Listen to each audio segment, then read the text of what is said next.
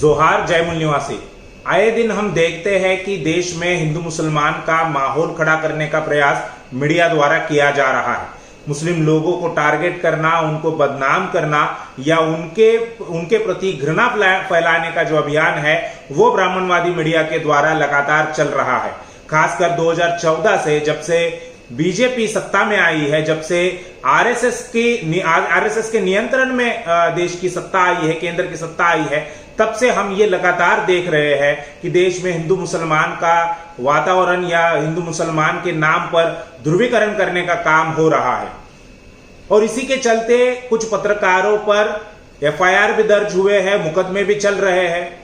कुछ दिनों पहले हमने देखा कि अर्नब गोस्वामी, जो कि रिपब्लिक टीवी के एंकर है, चीफ एडिटर है, उन पर देश के कई सारे जिलों में मामले दर्ज हुए थे। और ऐसा ही एक मामला आज महाराष्ट्र के सांगली जिले के मिरज तहसील में हुआ है। दरअसल हुआ यह है कि कल न्यूज 18 के एंकर अमीश देवगन, इनका एक टीवी शो चल रहा था और उस डिबेट शो में उन्होंने सूफी संत ख्वाजा नईमुद्दीन चिश्ती, इनके बारे में अपशब्द कहा, उनका अपमान किया।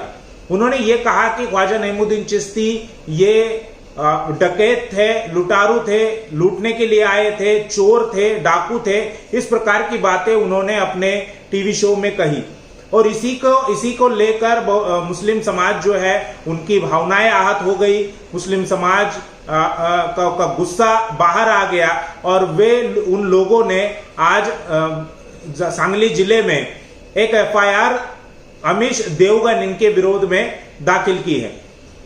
ये एफआईआर दर्ज हुई है राष्ट्रीय मुस्लिम मोर्चा की तरफ से, जो कि मुस्लिम लोगों का एक ऑर्गेनाइजेशन है, उनकी तरफ से ये एफआईआर दाखिल हुई है। जिन्होंने एफआईआर दाखिल की है उनका क्या कहना है, सुनते हैं। मी मोहम्मद जमादार, राष्ट्रीय मुस्लिम मोर्चा मिरज शहर अध्यक्ष,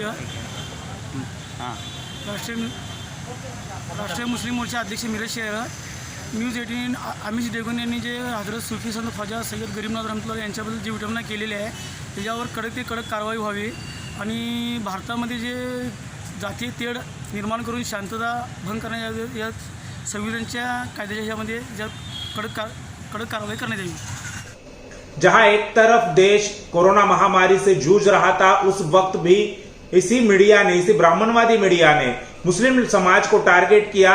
कोरोना वायरस फैलने में मुस्लिम लोगों का हाथ है या वे जानबूझकर इस महामारी को फैला रहे हैं, इस प्रकार के झूठे बेबुनियादी आरोप उन्होंने लगाए। और बाद में वो आरोप जब उसकी स्क्रूटिनी हुई, जब उन आरोपों की जांच पड़ताल हुई, तब पाया गया कि वे सारे फेक न्यूज थी। ऑल्ट न्यूज या पीआईबी जो है भारत सरकार का, उनके द्वारा यह जितनी सारी खबरें मुस्लिम समाज को लेकर, कोरोना महामारी को लेकर जो चलाई गई थी, वो सारी की सारी खबरें फर्जी थी।